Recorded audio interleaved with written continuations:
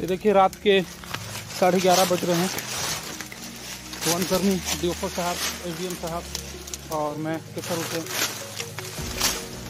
लगे हुए हैं आग बुझाने में।